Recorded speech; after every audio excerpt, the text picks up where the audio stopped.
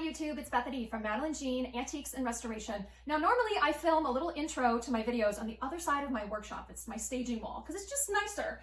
This is my actual workshop area, but I'm gonna film something just off the cuff because sometimes those turn out to be my best videos. So right now I am working on refinishing this vintage hutch. Now the goal with this hutch, normally I don't paint a piece 100%. This one, we are painting black. I'm going to distress it a little bit. We've cut out a hole right here where we're going to be putting our coffee maker, and this is going to be a coffee station up at our cabin. I will be sanding the drawer fronts here, and there's two cabinet doors that swing out. I'm sanding those, and I'll be polishing those, but I ran into a little dilemma. Now, a lot of these vintage pieces have these, I call them like the Batman wing handles.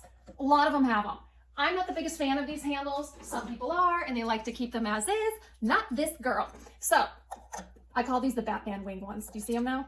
So what I need to do, when I went to go to Hobby Lobby to look for new knobs or a handle, I really didn't find one that would match these original holes.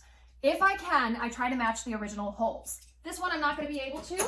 I found these cute rustic wooden knob ones that I thought these will look great at the cabin. But what I'm gonna have to do is I'm gonna have to plug into these two holes. I'm gonna have to plug them, and I'm gonna have to drill a new hole in the center of this drawer. So I thought I would show you what tools I use and what products I use to do this. So let's just get right into it. I'm gonna tell you the 3 products that I've used in the past when it comes to this dilemma. So I have used to plug up these old holes on a drawer. The first thing that I used to use back in the day when I first started out refinishing furniture, that was like over 13 years ago, I would just use plain old wood putty. I like the brand Timbermate. The thing that I find with wood putty, and you may have found this as well, when you fill it in the hole, okay, the gravity will take place, and what ends up happening is you'll fill it up to the top, scrape it off. What's going to happen when it dries, it's actually going to shrink. And so you still might end up with like a little divot, and you'll actually be able to still see the holes because it is not drying completely flush with the space there, okay? So I would stick away from wood putty, don't use that. The second thing that you could use is Bondo. I would say that's probably your second best choice. I'm gonna tell you the first choice, but this is the second best choice. Bondo works great. I find that it dries faster than wood putty. You're gonna get more of a solid adhesion inside the hole, and then it won't, when it dries, it won't shrink. So if you're going to be painting over the drawer, okay, Bondo dries like a white color, no problem. Go with Bondo. It's very strong, and it won't sink like wood putty. Now, what I prefer to do is I prefer to put in like a dowel here. So these are like, you can find these at Lowe's, Home Depot, Amazon. This is oak dowel pin. This is a 1/4 inch in diameter, and these usually fit any knob or handle holes, like most standard ones. So you take the dowel like this, and you're going to put some glue on it, and you're going to shove it in there like this, and you're going to tap it in with a hammer. I'll just do this in a second. And then what I do is then I just shave it off with, let's see, I have a Dremel, I have an oscillator tool, anything that I'll use to just get a nice clean cut over it. And then I sand, and because I'm going to be staining this and polishing it, I'm going to want to color match it. So that's where Bondo doesn't really work if you're going to be sanding, staining, and wanting to color match it. So you're gonna watch me right now, close up, put a dowel in here, and we're gonna try and make it look like it never happened. Fingers crossed. All right, guys, let's do this. So I have my 2 dowels here, got my little hammer, got my little glue dispenser. Just gonna squeeze this out. I just filled it up for the first time the other day. There we go. We're gonna place glue all over the side of the dowel here. We're gonna put it in there. We're gonna do a little tippity tap tap.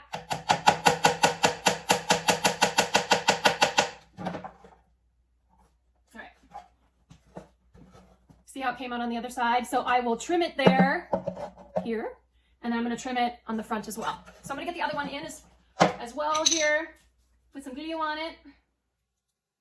I just got this little glue dispenser. I am so embarrassed to say I have kept my glue in their original dispensers, and they always get clogged up, and the tops get absolutely destroyed because the glue gets, dry in there and clogs it all up. So I got this the other day, and I'm like, why have I not been doing this all along? I don't know, sometimes I work harder than I need to. All right, there we go. They're in.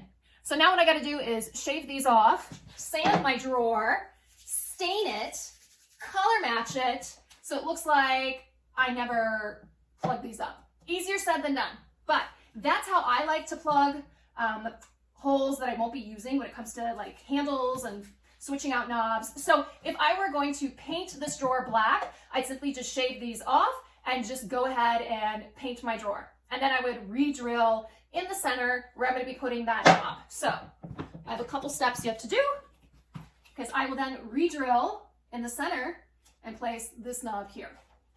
Hope all that is making sense. Okay, I'm going to shave these off now.